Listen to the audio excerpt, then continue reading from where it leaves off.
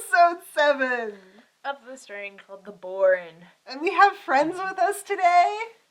There's the dragon, and here's F. You're so cute, guys. Like, look at them. Like, and my dog has already made good friends with F over here. He is her new favorite toy. Yes. So in today's episode, we opened up with Rome, the Roman Empire, and gladiators, and this super awesome gladiator who no one could beat, and like he could best all his foes in under a minute, and blah blah blah blah blah. It's Quinlain. Yeah. It's Quinlain because he is like. That's just who he is and what he does. So, anyways, it's a backstory about him and how he kind of wants to learn how to be human, and so this Roman senator kind of takes him under his wing, and you know this guy probably doesn't have anything good in mind for his human education. So we see more of Quinlain out in the sun, and I thought they were going to be like more information about why he can do stuff, but nope, he's awesome and awesome. They'll get to it eventually. Yes. Anyway, so back in the present, our two lovebirds. Oh, God. The Ratcatcher and Kesha go to get Kesha's stuff because she's gonna move into the Ratcatcher's room because relationship. And, oh my god, he's so cute. He's so cute. But anyway, so they go to Kesha's apartment, they break down the door because the door is deadbolted from the inside, and who do they find but Dutch's ex-girlfriend? Or that girl who did that mad sprint that never should have worked. Well, she's still alive. Yeah, she sprained an ankle, but she got away. You know what? I think that she's probably going to outlive everyone. That's totally a lie because she won't because of the nature of the show. But at this moment... She's going to outlive everyone. F gets back from his trip. And what does he do?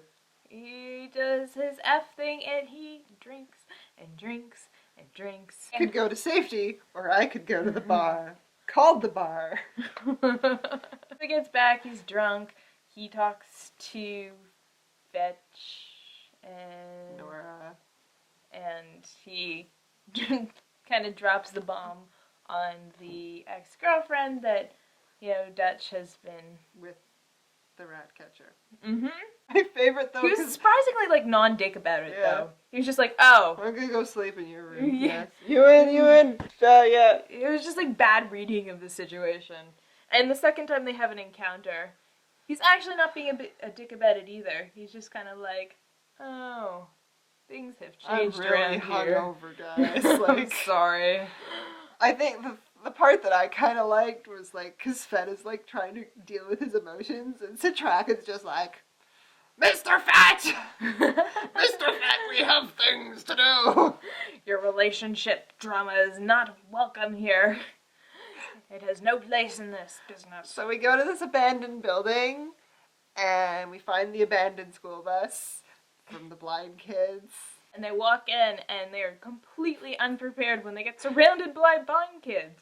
Oh man, those are still my favorite vampires. I don't know, whoever acts as those things, best people ever, because they are moving in ways that they are so creepy in their movements, in their noises. Like, my favorite vampires, like, they're terrifying, and I don't like them, but I love them, you know? Like... Yeah, there's this one shot where it was down on the floor, and there was two of them, and they were shuffling back, and they were just so in sync and so creepy. It was absolutely perfect. You just kind of sat there and like, wow. As our two heroes are about to, like, bite the bullet, and I love the Ratcatcher because he's like, oh, I'll save 2 bullets for us. Like, fuck no, we're not becoming those. There's, like...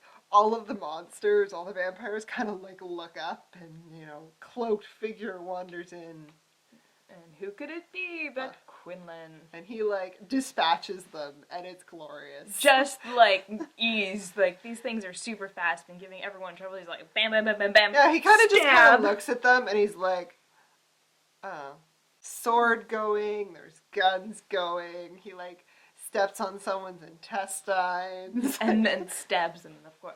Wonderful. Just so much fun to watch. Oh man, he's officially like second favorite character under the Ratcatcher right now, just because no real idea what's going on up there, but holy crap. He's here and he's gonna mess stuff up. Like for the Master. Like Yeah, he is here to fuck shit up. And he kind of turns to Satrakan and them, and he's just like, "Oh yeah, they told me about you, and like, good job. Like you crippled him. Like you forced him to like change bodies. Like that's never happened before. Hat off to you. Great job. Good hustle, guys. But I'm gonna go finish this."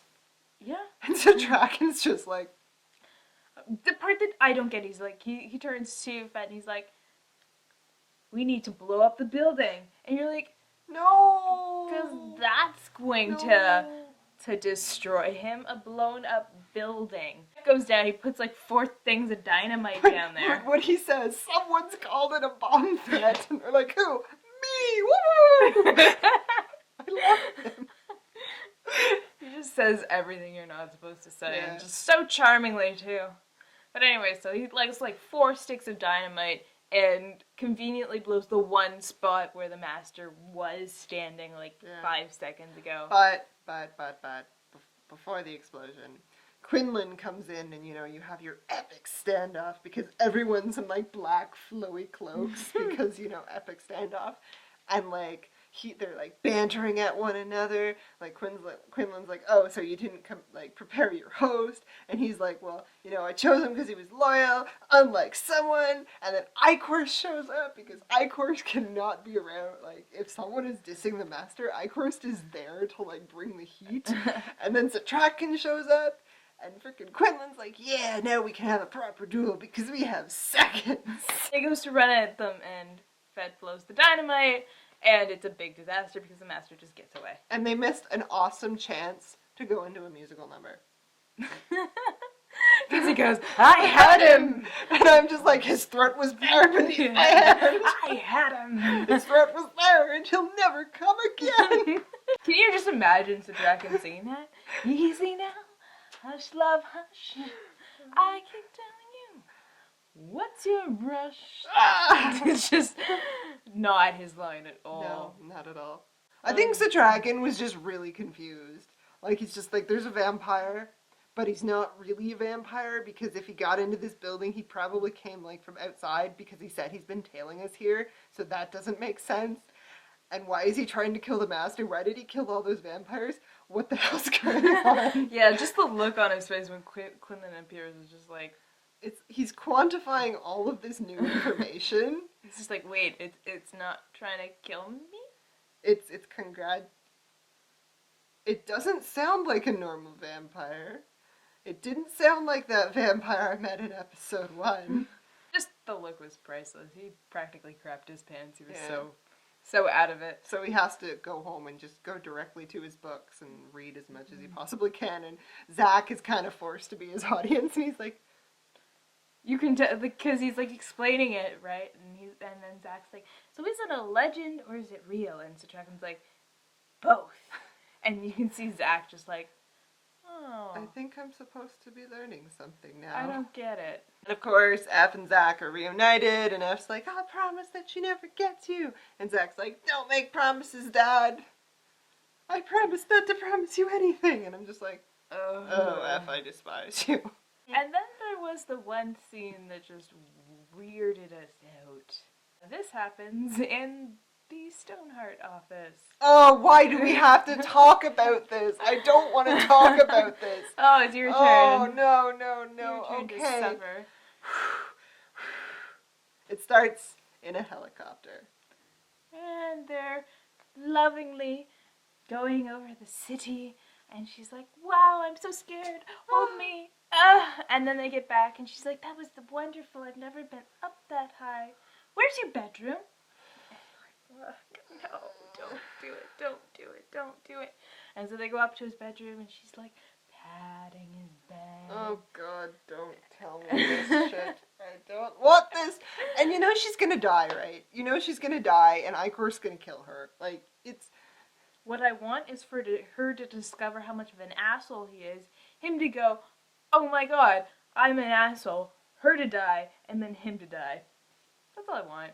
I want Ichor's to turn him into a vampire, because now we can be besties for the rest of our lives. I totally didn't just kill your girlfriend. Hey! But Ichor's I don't think likes him very No, much. Ichor's, like, every scene this season with Ichor's and freaking Eldritch. It's just kind of like, Eldritch, we're gonna be friends again, right, Eldritch? No, stop making stupid decisions because one day I'm gonna have to kill you.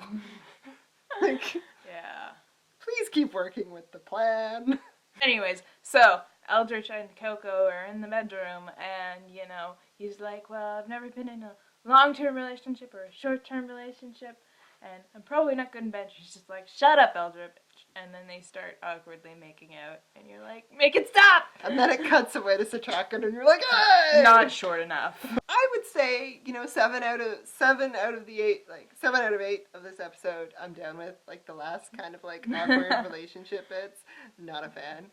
But, like, everything else, like all the Quinlain flashbacks, and all the Quinlain interacting with Satrakan, and the frickin' rat catcher being adorable, like, that I loved. I super enjoyed this episode. Like, it wasn't, like, high stakes most of the time. Like, the most action you got was Quinlan fighting the monsters, but it didn't feel forced. It felt natural. Yeah. Things were flowing. Characters were interacting, so it was like good that way. It didn't feel too long or too short. Like, it felt like it didn't drag. Yeah. Like.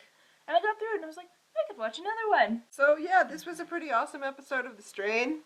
Now that we have our Strain friends to watch episodes with. Next week we will have the Master. Yes, we will have the Master. We actually got these at the outlet mall. We were really, really shocked when we found them. We're just like, but, oh, this is popular. This is popular enough to have a Funko Pop. There is a Vaughn also, which we now have on pre-order because we need him because... Folksy. Yeah, last season we loved him. Like, he was our favorite character, but yes, so... We have these now. I hope that they do another series of them. Like, I would really like an Icorst. Oh, yeah. And, like, a rat catcher. Oh, yeah. I'd even take a Noro. And, even just kind of, like, a plain vampire. Just, like, it would be really funny if, like, especially if it's at the side with, like, a little stinger. Like, I don't know. Or if they could manage to do one of the creepy vampire children. Oh, yeah. That'd be amazing. So, yeah. Episode 7 of The Strain. See you guys later.